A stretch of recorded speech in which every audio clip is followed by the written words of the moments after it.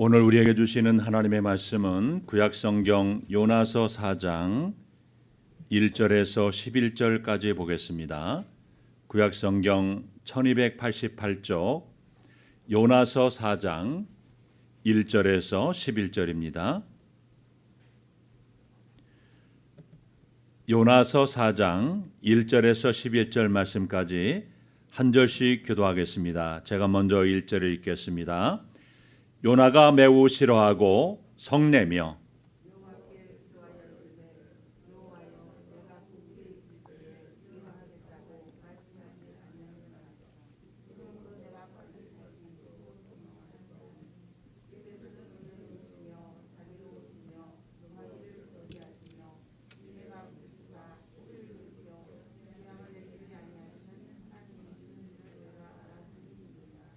여호와여 원하건대 이제 내 생명을 거두어 가소서. 사는 것보다 죽는 것이 내게 나음이니이다 하니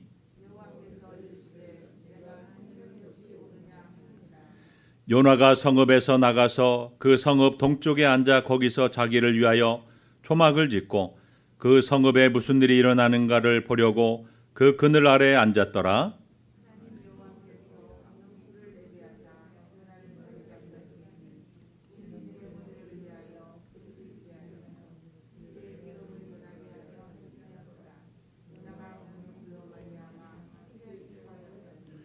하나님이 벌레를 예비하사 이튿날 새벽에 그 박넝쿨을 갉아먹게 하심에 시드니라.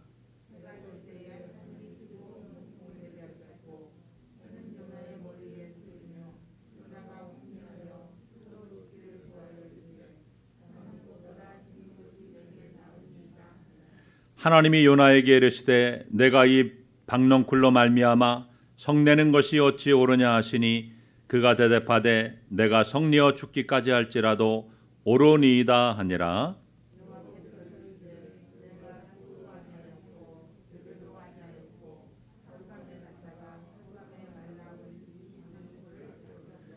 함께 했습니다. 하물며 이 큰 성읍 니느웨에는 좌우를 분별하지 못하는 자가 12만여 명이요 가축도 많이 있나니 내가 어찌 아끼지 아니하겠느냐 하시니라.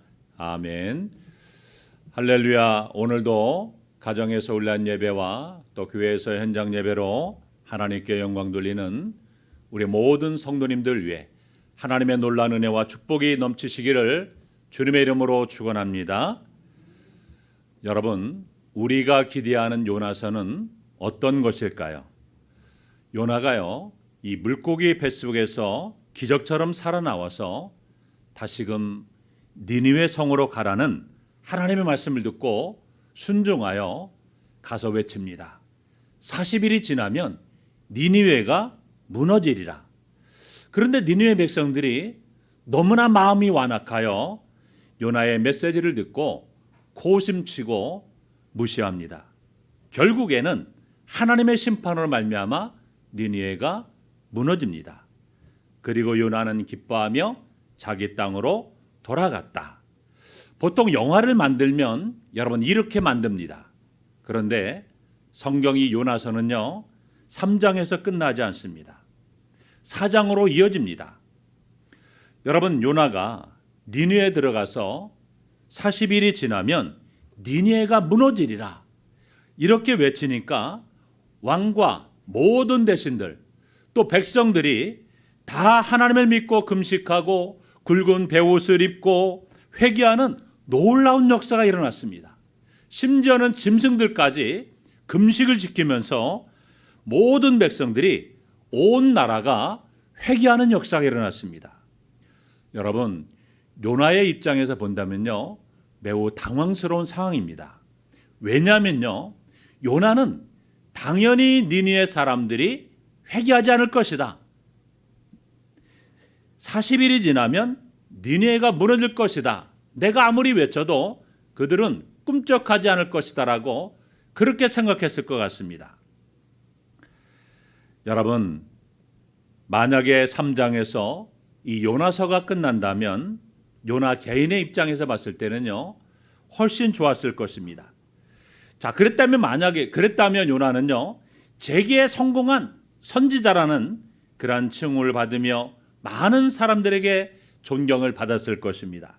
그런데 안타깝게도 요나서 4장은 요나 선지자의 추악한 내면 세계를 아주 적나라하게 보여주고 있습니다. 그리고 1장에서 보다 훨씬 더 나쁜 이미지의 그러한 모습을 보여주고 있다는 것입니다. 그래서 소시한적이고 이기적이고 극단주의적이고 고집불통의 모습인 요나의 모습을 우리에게 보여주고 있습니다. 첫째로 요나는요, 하나님께서 니느웨 재앙을 거두신 일에 대해서 싫어하고 성을 냈습니다. 요나서 4장은 요나의 분노로 시작합니다. 니느웨가 회개하고 구원받자 요나가 하나님께 화를 냅니다. 본문 1절에 보면 요나가 매우 싫어하고 성냈다고 했습니다. 또 9절에도 보면 하나님이 요나에게 이르시되 내가 이 박넝쿨로 말미암아 성내는 것이 어찌 옳으냐. 그리고 2장에서 요나는요, 하나님이 자기 생명을 구원해 주셨다고 찬양했지만 4장 3절에서는요, 자기의 생명을 거두어 달라는 또 다른 기도를 하면서 화를 내고 있는 요나의 모습을 보게 됩니다. 여러분, 요나가 그렇게 싫어하고 분노를 표출한 이유가 무엇입니까? 그것은 하나님께서요, 니느웨 백성에게 베푼 은혜 때문이었습니다. 요나는요, 니느웨가 무슨 일이 있어도 하나님의 정의에 따라 심판을 받아야 한다라고 그렇게 믿었습니다. 왜냐하면 당시 아수르는요, 아주 잔인하고 폭력적인 제국이었습니다. 여러분, 아수리인들이 적을 사로잡은 후에요, 두 다리와 한쪽 발을 이렇게 잘랐습니다. 이 한쪽 발을 남겨둔 이유는요, 왜 그러냐면 죽어가는 그 희생자의 손을 잡고 조롱하기 위해서입니다. 그들은 희생자의 가족들에게 사랑하는 사람의 그 잘린 머리를 장대에다 매달고 행진하게까지 했습니다. 뿐만 아니라 이 포로들의 혀를요 잡아 뺐고 또 밧줄로 그들의 몸을 잡아당겨서 산채로 가죽을 벗기는가 하면 그 가죽을 성벽에 전시하기까지 했습니다. 뿐만 아니라 살아있는 청소년들을 불태워 죽였습니다. 그리고 이스라엘에도 막대한 조공을 부과하기 시작했고 요나의 생애 기간 동안도 계속해서 많은 위협을 가해왔던 것입니다. 여러분, 요나도 이 아수르에서 고통을 당하고 있었던 이스라엘의 한 사람으로서 그들을 억압하고 있었던 그 악한 아수르에 대해서 품을 수 있는 당연한 생각일 것입니다. 요나가 그 아수르에 대해서 품었던 억울함과 분노와 그리고 복수심과 이 적개심은요, 우리가 상상하기 어렵습니다. 그래서 완전히 골수에 사무친 원수가 아수르고 니느웨였던 것입니다. 자, 이렇게 가슴 속에 복수심을 새긴 요나에게 아수르를 용서한다는 것은 결코 있을 수 없는 그러한 일이었습니다. 요나는 내심 하나님께서 니느웨 성을 심판하심을 모습을 보기 위해서 니느웨 근처에서 40일을 보내게 됩니다. 그런데 이 40일이 지나도요, 하나님께서 니느웨 성을 심판하지 않았습니다. 그때 요나는 하나님께서 니느웨에 심판을 내리지 않을 것임을 알게 되었습니다. 그래서 요나는 분노했던 것입니다. 물론 요나는요, 일이 이렇게 될 것 같다는 것을 어느 정도 예측을 하고 있었습니다. 그래서 더욱 하나님이 싫어졌던 것입니다. 그래서 하나님께 이렇게 불평합니다. 이렇게 니네에 대한 심판을 내리지 않을 거면 무엇 때문에 자신을 왜 이곳까지 보냈냐는 것입니다. 화가 난 요나가 하나님께 항의 기도를 했습니다. 본문 2절에 보면 하나님, 내가 고국에 있을 때에 이렇게 될 것이라고 이미 말씀드리지 않았습니까? 내가 서둘러 다시스로 도망했던 것도 바로 이것 때문입니다. 하나님은 은혜로우시며 자비로우시며 좀처럼 노하지 않으시며 사랑이 한없는 분이시며 내리시려던 재앙마저 거두실 것임을 내가 알고 있었기 때문입니다. 여러분, 요나는 기도를 통해서 자신이 왜 다시스로 도망하고자 했는지 그 이유를 말하고 있습니다. 자신은 하나님께서 니느웨를 용서하실 줄을 이미 알고 있었기 때문이라고 말합니다. 여러분, 이 요나의 모습을 보면서 참으로 이해할 수 없는 선지자입니다. 여러분, 이 선지자라는 직분이요, 죄인들을 하나님께 회개하여 돌아오도록 돕는 역할을 하는 것입니다. 그래서 죄인의 길에서 돌이켜 하나님 앞에 돌아오면 얼마나 여러분 기뻐해야 됩니까? 그런데 요나는요, 오히려 하나님께서 죄인을 용서한 것에 대해서 분노를 표출하고 있습니다. 여러분, 요나의 모습이 마치 누구의 모습과 같으냐면요, 누가복음 15장에 나오는 탕자의 비유 중에 나오는 큰아들의 모습과 같습니다. 여러분들이 잘 알고 있는 그 팀 켈러 목사님이 쓴 탕부 하나님이란 책이 있습니다. 그런데 여러분, 누가복음 15장에 이 탕자의 비유가 나오지 않습니까? 그런데 탕자는요, 여러분들이 아는 것처럼 방탕한 아들이란 뜻이잖아요. 그런데 팀 켈러 목사님은요, 그 단어를 하나님께 붙였습니다. 여러분이 아는 것처럼 이 둘째 아들이 이제 먼 나라로 가서 화랑방탕하여 아버지가 준 그 재산을 다 탕진하고 돼지가 먹는 쥐엄 열매도 먹으면서 이제 결국에는 굶어 죽을 그런 지경이 되자 드디어 아버지의 사랑과 그리고 아버지의 집의 풍요함을 생각하며 집으로 돌아오게 됩니다. 그가 집으로 돌아오자 날마다 아들을 손꼽아 기다리던 아버지가 아들의 모습을 발견하고 달려갑니다. 그리고 그를 품에 안고 즐거워하며 또 아주 좋은 옷을 입히고 또 가락지를 끼워주고 새로운 좋은 신발을 신겨줍니다. 그리고 살찐 송아지를 잡고 사람들을 초청하여 잔치를 벌이게 됩니다. 자, 그런데 왜 팀 켈러 목사님은 탕부 하나님이라고 했을까요? 여러분, 이 비유가 예수님께서 왜 이 비유에 말씀하셨을까요? 예수님이 세리와 죄인들과 함께 식사를 하고 교제하는 것을 본 바리새인과 서기관들이 그 모습을 이상하게 보았습니다. 그래서 예수님은 그 서기관과 바리새인들을 향해서 이 탕자의 비유를 말씀하셨던 것입니다. 아버지는 환영하고 잔치를 베풉니다. 동네 사람들을 초청해서 아들이 다시 돌아온 것을 기뻐하고 즐거워합니다.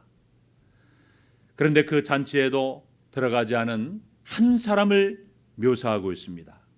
바로 그 사람은 첫째 아들이었습니다. 그는 동생이 방탕한 삶을 살다가 돌아온 것을 기뻐하지 않았습니다. 아버지께서 그 둘째 아들을 용서한 것을 너무나 못마땅히 여겼습니다. 그래서 원망과 불평을 쏟아냅니다. 내가 여러 해 동안을 아버지를 섬기며 명을 어긴 적이 없거늘 내게는 염소 새끼라도 주어서 나와 내 벗으로 즐기게 하신 일이 없더니 아버지의 살림을 창기와 함께 먹어버린 아들이 돌아오매 그를 위하여는 살찐 송아지를 잡았다라고 말하며 아버지를 비난했습니다. 여러분, 둘째 아들은 배가 너무나 고파서 돌아왔습니다. 아버지는 둘째 아들이 철저하게 자신의 잘못을 회개했기 때문에 받아준 것이 아니었습니다. 아버지는요, 이미 그 둘째 아들을 다 용서했습니다. 그리고 둘째 아들이 돌아오기를 기다리고 있었습니다. 그리고 그 아들을 보자마자 껴안았습니다. 입을 맞추고 손에 가락지를 끼워주고 새 옷을 입혀주고 좋은 신발을 신겨주고 좋은 옷을 입히고 잔치를 성대하게 베풀어 주었던 것입니다. 방탕한 동생을 받아준 아버지는 팀 켈러 목사님이 이름을 붙인 것처럼 탕부 하나님입니다. 여러분, 요나도요, 니느웨를 구원하신 하나님께 반발하고 있습니다. 니느웨 사람들에게는 하나님의 은혜가 임해서는 안 된다는 겁니다. 여러분, 우리 안에 혹시 요나와 같은 마음이 없습니까? 하나님의 은혜가요, 나에게 임하면 너무나 감사하고 좋은데 다른 사람들이 은혜를 받고 복을 받았다고 기뻐하고 노래하는 것을 보면 왠지 마음속에 은근히 화가 나게 나기도 합니다. 그 사람이 어떻게 그렇게 복을 받았냐고 물어보면 모든 것이 다 하나님의 은혜지요. 이렇게 말하는 것을 들을 때 또 은근히 화가 나기도 하고 그 사람이 믿고 하나님이 미울 때가 있습니다. 그래서 같이 교제하는 것을 거부하는 그런 이들도 있습니다. 여러분, 우리 안에 혹시 이런 요나와 같은 이런 마음이 있다면 우리가 회개해야 됩니다. 여러분, 그런데 우리는요, 분노를 표출하는 요나를 요나에 대해서 하나님은 어떻게 대하셨습니까? 요나가 고백한 것처럼요, 하나님은 어떤 분이십니까? 은혜로우시고 자비로우시고 노하기를 더디하시는 사랑이 많으신 하나님입니다. 그 하나님이 요나를 향해서 책망하거나 징계하지 않으셨다는 겁니다. 우리 본문 4절 말씀 보면 하나님이 이렇게 질문합니다. 내가 성내는 것이 옳으냐? 내가 성내는 것이 합당하냐라고 질문하시면서 요나 자신의 삶을 돌아보게 하십니다. 하나님은요, 지금까지 요나가 한 일에 대해서 한 말씀도 하지 않으셨어요. 여러분, 요나가 지금까지 한 일에 대해서 하나님도 하실 말씀이 많습니다. 하나님께서 처음에 요나에게 너는 저 니느웨 성으로 가서 죄악이 간영하니 그들에게 회개하라고 외치라 말할 때 요나는 하나님의 말씀에 불순종해서 욥바로 내려가 다시스로 가는 배를 타고 하나님의 얼굴을 피하여 도망갔습니다. 그리고 물고기 뱃속에서 들어가서는 하나님을 찬양하고 또 하나님께 서원하며 그렇게 기도했는데 다시 니느웨로 가서 하나님 말씀을 전한 다음에 하나님께서 니느웨에 재앙을 내리지 않자 요나는 하나님께 분노를 쏟아냈습니다. 과거의 일에 대해서 하나님은 아무런 책망도 하지 아니하시고 문제를 삼지 않으셨습니다. 대화를 거부하지도 하지 않으셨습니다. 선지자의 자격이 없다라고 요나를 추방하지도 않으셨습니다. 오히려 부드럽게 하나님은 질문을 던지심으로 스스로 생각할 수 있는 시간을 주셨던 것입니다. 여러분, 하나님은 요나가 지나친 자기 의에서 벗어나기를 기다리고 계십니다. 성도 여러분, 하나님께서 화를 내는 그 요나에게 성내는 것이 합당하냐? 여러분, 이 말씀은요, 이런 의미입니다. 내가 이미 받은 은혜를 돌아보라는 말입니다. 여러분, 요나는 하나님 말씀에 불순종해서 물고기 뱃속에 들어가서 죽어 마땅한 그런 사람이었습니다. 하나님은 그런 요나에게 은혜를 베풀어 주셔서 다시금 사명을 감당할 수 있는 기회를 주셨습니다. 그런데 요나가 그 하나님의 은혜를 잊어버렸습니다. 하나님께서 다른 사람들에게 그 은혜를 베풀어 주시려고 베푸실 때 감사할 줄 몰랐습니다. 깨닫지 못했습니다. 하나님께서 니느웨만 용서하고 자비를 베풀었느냐? 요나 너도 용서하고 너에게 베푸는 은혜는 왜 헤아리지 않느냐는 말씀인 것입니다. 여러분, 요나도 그렇고 탕자의 비유에 나오는 첫째 아들도 마찬가지이고 모두 자신들에게 이미 주어진 그 은혜와 축복들을 알지 못하고 있습니다. 이미 한량없이 무엇과도 비교할 수 없는 그 하나님의 은혜가 주어졌는데도 불구하고 그 은혜를 알지 못하는 것이 문제라는 것입니다. 여러분, 이 시간에 내가 과연 성내는 것이 합당하냐? 그 하나님의 질문 앞에 우리 모두가 서야 될 줄을 믿습니다. 그리고 하나님, 내 은혜가 차고 넘치나이다라고 온전히 고백하는 저와 여러분이 되시기를 주님의 이름으로 축원합니다. 두 번째로 하나님은요, 요나를 깨우치기 위해서 박넝쿨과 벌레를 예비하셨습니다. 여러분, 요나는요, 하나님의 질문에 대답하기를 거부하며 니느웨 성의 동쪽으로 가게 됩니다. 거기서 무엇합니까? 요나가요, 초막을 짓고 성이 어떻게 되는가 구경하기 위해서 그곳에 있게 됩니다. 여러분, 여기에서 요나가 니느웨 성을 본다는 것에는요, 두 가지의 의미가 있습니다. 하나는요, 니느웨 사람들이 지속적으로 회개하지 않을 것이라는 그러한 기대감이 있었기 때문입니다. 니느웨 사람들이 회개하는 모습을 가지고 있었지만 얼마 가지 않고 다시 그들은 죄악의 길로 갈 것이다, 그렇게 생각했던 것입니다.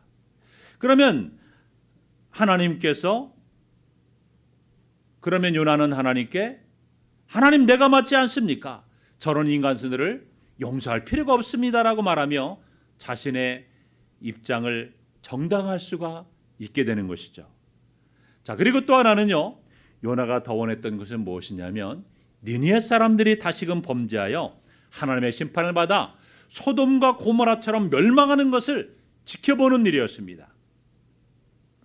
요나는 니느웨 사람들의 회개가 진심이 아니라고 생각하기 때문에 니느웨에 지금이라도 심판이 내려야 한다라고 생각하는 사람입니다. 여러분, 요나는요 오직 어떤 생각에 꽂혀 있습니까? 니느웨의 멸망에 꽂혀 있었습니다.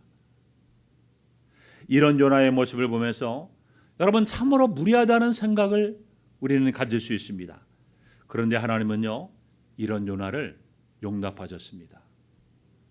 여러분, 만약에 우리가 인간관계 속에서 이렇게 무례하게 행동하는 사람들이 있으면 사람들은 어떻습니까? 바로 막말이 나가고, 여러분 또 어떤 사람들은요 또 주먹이 날아가기도 하고, 여러분 안 좋은 상황이 연출되는 것은 뻔하지 않습니까? 그런데 하나님은요 그런 요나를 다 용납하셨습니다. 그런 무례하게 짝이 없는 그 요나의 모습들을 하나님은 다 받아주셨습니다. 하나님은 오래 참으시는 분이시고 자비하심이 많으신 그런 분이십니다. 바로 이 상황에서 하나님은 그런 요나에게 박넝쿨을 준비하십니다. 우리 본문 6절 말씀을 한번 다 함께 읽겠습니다. 하나님 여호와께서 박넝쿨을 예비하사 요나를 가르게 하셨으니 이는 그의 머리를 위하여 그늘이 지게 하며 그의 괴로움을 면하게 하려 하심이었더라. 요나가 박넝쿨로 말미암아 그게 기뻐하였더니.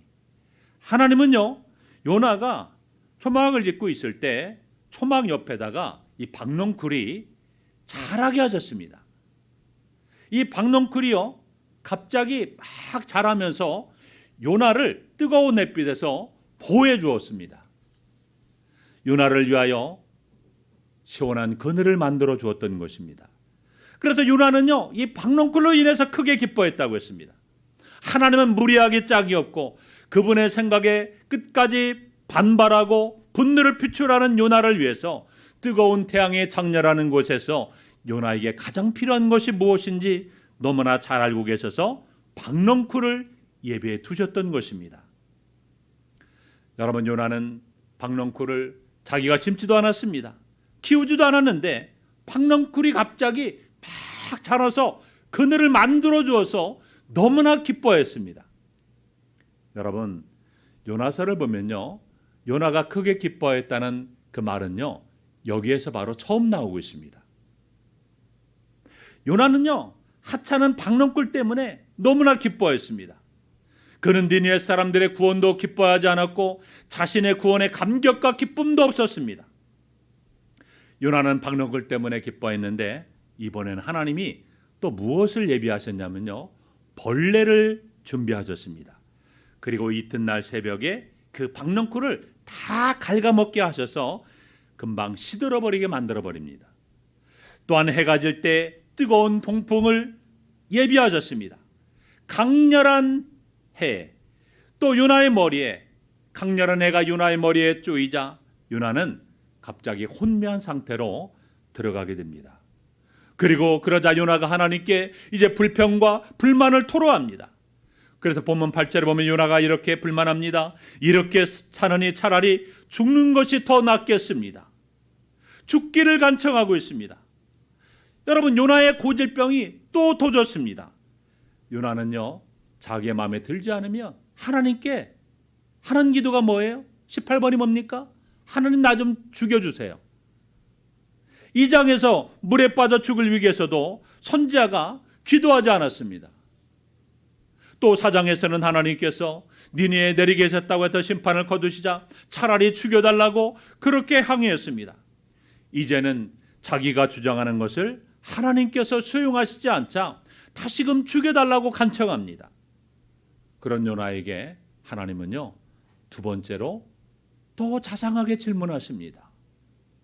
우리 본문 9절을 봅니다. 내가 이 박넝쿨로 말미암아 성내는 것이 어찌 옳으냐?